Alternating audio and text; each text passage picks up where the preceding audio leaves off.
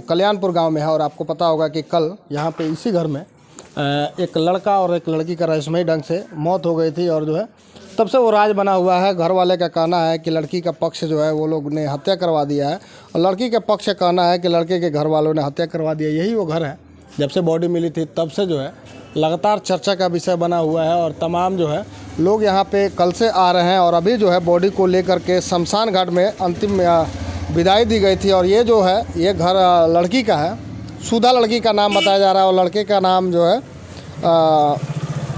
मंटू बताया जा रहा है। यही वो घर है। इस घर में भी लगभग कहेंगे कि सीसीटीवी दिखाई दे रहा है कि सीसीटीवी लगा हुआ था।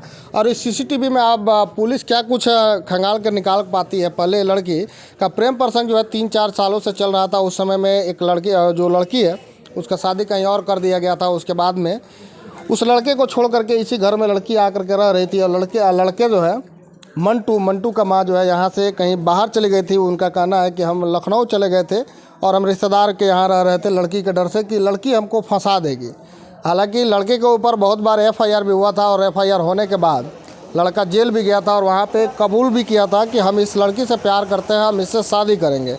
लेकिन जो है क्या कुछ हुआ ये अभी तक राज बना हुआ है कि आखिर दोनों साथ में रहते थे, और साथ में रहने के बाद ऐसा क्या हो गया कि दोनों का हत्या जो है एक ही रूम में कर दिया गया। पुलिस एक एक बिंदु पर जांच कर रही है, और जांच करने के बाद क्या कुछ सामने आता है वो देखने वाला दिलचस्प बात होगा। लेकिन हम लड़का का जो माँ है, लड़के के माँ से जानने का प्रयास करेंगे कि लड़के का माँ का क्या आरोप है। उसके अलावा जो लड़की है, लड़की के माँ का भी आरोप जानेंगे कि लड़की के माँ का क्या कुछ कहना है।